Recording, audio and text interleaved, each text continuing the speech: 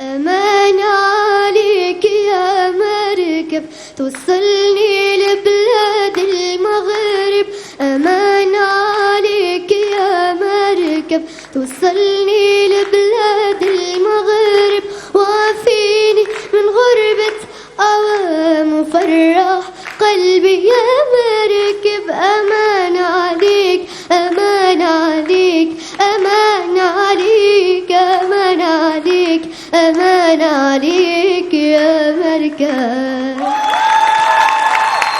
أمان عليك يا مركب تودي أمينة لأحلى مكان. يا سلام. مين لجنة التحكيم بده يبدأ؟ تفضلوا، ما ححدد، تفضلوا لكم الخيار. اللي بحب يبدأ بالتعليق يتفضل، أنا ما عندي مشكلة. عمو خالد ما بدر ولا لا عادي، ديمقراطية براحتكم. إذا نبدأ مع بلال الكبيسي. إيه؟ تفضل عمو خالد.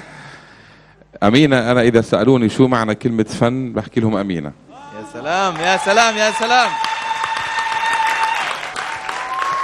أنت مبدعة ورائعة وخلاقة عن جد، مثل ما حكيت المرة الماضية جننتينا، هاليوم جننتينا أكثر. فما شاء الله عليكي، صوتك ساحر، أدائك رائع. وأنا هدولك الفلوس راحوا لشيماء اللي كنت راح أشتري فيهم سيارة، راح أصوت لك فيهم. أوه كبيرة هذه. يا سلام. تحياتي لك، أبدعتي، تألقتي، وبصراحة تستحقي تكوني مايسترو على هالنجوم اللي جاي قاعدين على لجنة الحكم، صح ولا لا يا شباب؟ يا سلام. هاي كله، أي نعم. فكل التحية إليك، وأتمنى جمهورنا الكبير يصوت لك على رقم تصويتك 8. توفيق حبيبتي. عمو بلال الكبيسي، أداء أمينة تفضل. يعني أنا إذا أريد أثني على أمينة فلازم أوقف وأثني عليها بصراحة، فأنا لازم أثني الأمينة وأنا واقف. فهذا الصوت يعني يستحق الوقوف. يعني إذا طبعا مو هيك بس سؤال، هيك واقف ولا جالس يا؟ لا أنا رح أحكي واقف، وأقول تحية الأمينة. أي والله. اللي أبدعت يعني اليوم بصوتها هذا الجميل بالأغنية وباللايف هسه. أتمنى تكون أمينة على صوتها، وتحافظ على صوتها صح، وتسمع للأصوات الجميلة اللي نادر ما تلاقي نصيحة. الكل يقولوا لي يمكن الصوت جميل، لكن أنا أقول إنه لازم تسمعين للأصوات الجميلة وتستفادين تدرسين المقامات حتى صوتك يتكامل مع النغم ومع هذا الخامة الطيبة. فيا أمينة أتمنى لك الموفقية، وتحية إلى المغرب العربي اللي أولد هذا الصوت.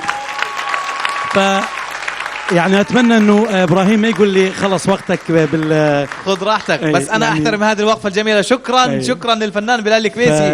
أمينة صوت جميل، وتستحق أنه إذا ما حد يصوت له فهو الخسران بصراحة، هو الخسران مو هي. فأمينة تستحق كل التصويت. شكرا. إذا نصوت لأمينة على رقم تصويتها 8. محمد بشار، أداء أمينة في اللي أدته بعنور، وأدائها كمان أكثر يا محمد، وأدائها بأمانة عليك يا مركب. مش عارف أنا شو أحكي صراحة. إذا عندك كلام أنت أعطيني. أعطيك أنا. شوف يا سيد إبراهيم، أعطي من حقك. أعطي يعني أول شيء أنا زعلان من عبد القادر زين الدين، عتبان عليه، لأنه يعني كان المفروض مرق له كمان يعني 10 دقائق زيادة، خليها ثلث ساعة نص ساعة نسمع، لأنه مستحيل. ما عم بزهق منك يا أمينة، ما عم بزهق أبدا. صوتك هالنغم اللي بتعطينا إياه يعني ما بعرف، المفروض أنت توعدي محلنا هون، نحن نروح نغني قدامك وتحكي لنا أخطائنا. شو الله أكبر عليكي. ما شاء الله عليكي، كل التوفيق إليك، وإن شاء الله يصوتوا لك يا رب على رقم 8 إن شاء الله. الأستاذ عمر الصعيدي، أداء أمينة. أمينة جننتينا. يعني أنا صراحة لما سمعت عن نور كأني لأول مرة أسمعها. يا سلام. صراحة أنا يعني اللحن هي أدته بطريقة ملائكية رائعة جدا، بعرب صوتية أنا ما تخيلت تكون موجودة في اللحن. يعني أنا لما لحنت هذا اللحن ما تخيلت إنه ممكن يؤدى بهاي الطريقة. ففعلا أنا كأني لأول مرة بسمعه. رائع جدا، إبداع، تألق. يعني مش عارف شو أحكي لك. النكهة المغربية كانت موجودة في أدائها. النكهة المغربية أضافت شيء رائع جدا. يعني بتخيل يعني هاي الإضافات مش أي حدا بيقدر يعملها صراحة، ولا حدا بيقدر يضيفها بهاي السهولة وبهاي النكهة. أحسنتي. بتمنى الكل يصوت لك على رقم تصويتك. رقم تصويتك كم؟ 8. شكرا حبيبي. إذا أمينة كرم من المغرب صاحبة رقم تصويت 8. إذا هذا الإحساس اللي وصل للجنة التحكيم وصلكم، بإمكانكم تصوتوا لها الآن على رقم تصويتها 8. هي او اي كنز انتم عم بتشوفوه هو المناسب للتصويت، امينه كرم ادت اللي عليها والباقي ضايل عليكم انتم.